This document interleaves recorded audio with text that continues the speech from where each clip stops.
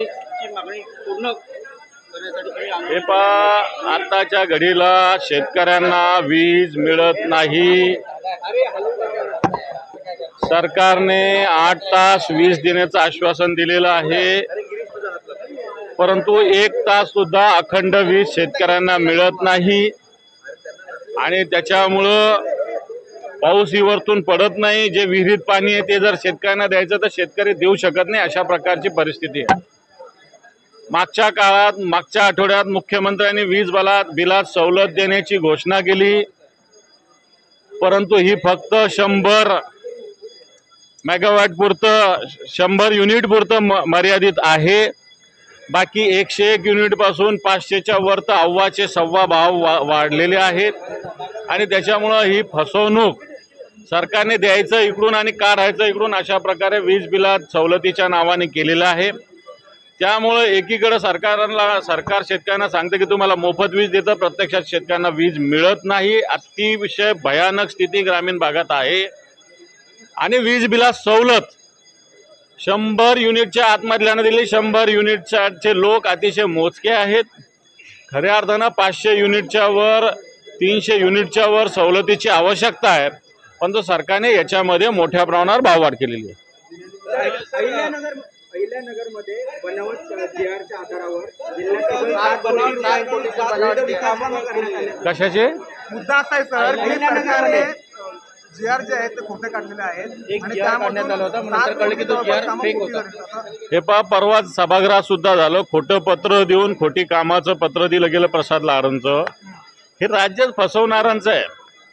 हे फक्त एका ठिकाणी नाही, काही ठिकाणी माझ्याकडे प्रकरण असे खोटे शिक्के मारलेले। इथं या मुंबईचे प्रकरण आहे, जवळपास 60 कोटी रुपयाच्या कामाचे मी डिटेल्स त्याचे घेतोय।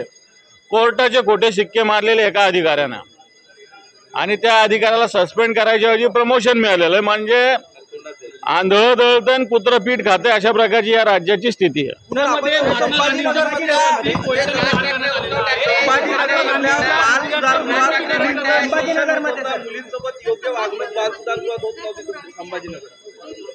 हे पहा, संभाजीनगरात ज्या 9 मुली त्या वसतिगृहातून निघून गेल्या होत्या, आता त्याला पळून गेल्या म्हणतील, परंतु त्या निघून गेल्या होत्या तिथल्या वर्तणुकीमुळे।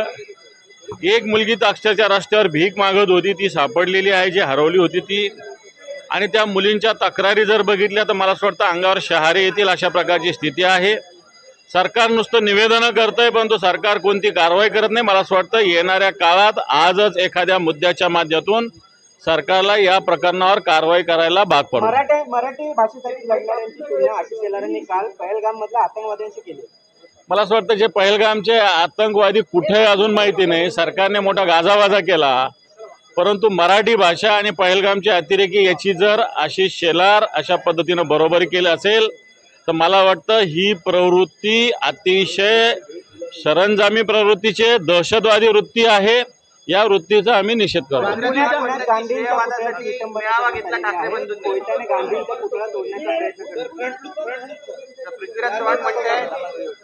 हे पहा, महात्मा गांधींचा पुतळा, महात्मा गांधी या नुसते देशाचे नव्हे तर त्यांना राष्ट्रपिता म्हटलं जातं आणि जगामध्ये त्यांचं कार्याचा मला असं वाटतं दखल सगळ्या जगाने घेतली नाही। अशा महापुरुषाच्या पुतळा सुरक्षित या राज्यात नाही।